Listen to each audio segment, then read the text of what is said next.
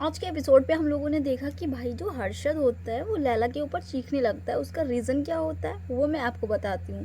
तो मतलब आप इतनी अच्छी दोस्ती निभा रहे हो, आप भाईचारा भी रख रहे हो, आप अच्छे से बैठ रहे हो उठ रहे हो उस बंदे के साथ में, शुरुआत से इतना सब कुछ सही लग रहा था, ठीक है। बट इतनी छोटी सी बात पे इतना बड़ा रिएक्ट नहीं करने वाली बात थी भाई। इतना बड़ा कोई इशू नहीं हो गया था। चलो इशू हो भी जाता अगर वो डिफरेंट अलायंस से होता, जैसे कि आपका उससे बैठना उठना ना हो, बोल चाल ना हो, कोई मतलब ना हो।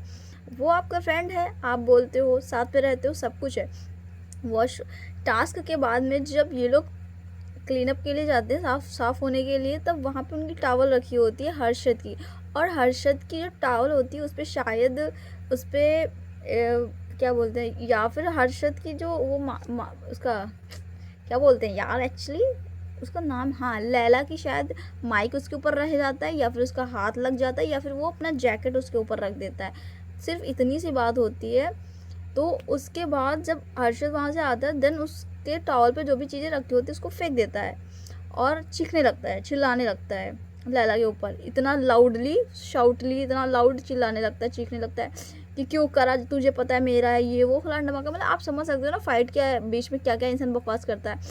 देखो, पहली बार दोस्त था, पहली बार रखा तो इतनी बड़ी कोई बात नहीं थी, और रख भी दिया तो आपका फ्रेंड है, आप उससे नॉर्मल बोल सकते थे कि भाई मुझे ये सब नहीं पसंद है, आप इस पर मत रखो, दोबारा ऐसा मत करना। आप समझा भी सकते थे या फिर नॉर्मल भी बोल सकते थे। वहाँ पे इतना साउट चिल्लाने की ज़रूरत नहीं थी, जबकि हम लोगों को पता है कि लैला और आपके बीच में कैसे रिलेशन हैं, अच्छे हैं, ठीक है। वहाँ पे इतना ज़्यादा रिएक्ट नहीं करना चाहिए था हर्षद को मेरे हिसाब से। और वहाँ पे किसी ने भी उसके लिए नहीं बोला, लैला के लिए कोई सपोर्ट में नहीं बोला, बट लैला ने खुद के लिए स्टैंड लिया, उसने जवाब दिया।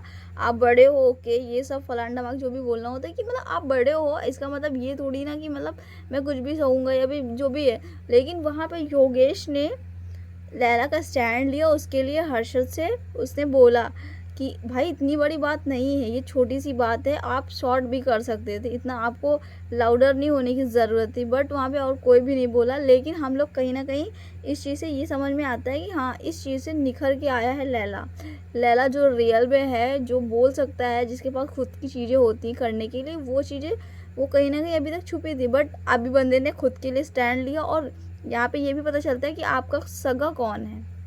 भाई आप सबके साथ बैठ रहे हो, उठ रहे हो, सबके साथ मैनेजमेंट कर रहे हो चीज़ों को, सबके साथ अच्छा कर रहे हो, लेकिन आपके लिए ज़रूरत पे कौन खड़ा होता है, ये चीज़ तो पता चली ना कि वहाँ पे कोई भी बंदा उसके लिए स्टैंड नहीं लिया, कोई भी उसके लिए बोलने नहीं आया। सब देख रहे थे, सुन रहे थे, सिर्फ अपना अपना कर रहे थे। बट वहाँ पे योगेश रावत ने स्टैंड लिया लैला के लिए हर्षद से कि आपको ऐसा नहीं बोलना चाहिए। वाह, उसके बाद भाई वो लोग ऐसे खा पी रहे थे, अपना डिनर वगैरह कर रहे थे, तो वहाँ पे ऐसे बोला योगेश ने कि भाई मेरी तो फ्रेंडशिप ऐसी है, अगर मेरा फ्रेंड गलत भी है तो भी मेरे लिए सही है, जो सही है तो भी मेरे लिए सही है।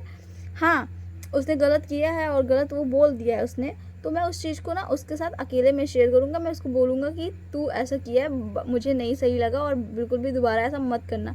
बट कभी भी कहीं पे नीड होगी तो वहाँ पे मैं प्रॉपर उसका साथ दूंगा, उसके साथ खड़ा रहूँगा। तो इस चीज़ से वरुण ने बोला कि भाई दिल खुश हो गया, खैर मैंने एक भाईचारा कमाया इस रियलिटी शो में। तो कहीं ना कहीं इस चीज़ पे काफ़ी ज़्यादा अच्छा लगा। भाई है योगेश के अंदर बंदे की, आपने देखी होगी रोडीज़ वगैरह में भी देखी होगी। उसके बाद स्प्लिट में तो आपने देखा था कि भाई गुल्लू के साथ कितना ज़्यादा उसका बॉन्ड वगैरह था, निभाता तो है, ये चीज़ तो है। अभी अब अपने और सामने में आ जाएगा तो फिर हर बंदा अपने लिए सोचता है, लेकिन उसने एक लिमिट तक भाई बहुत निभाया है।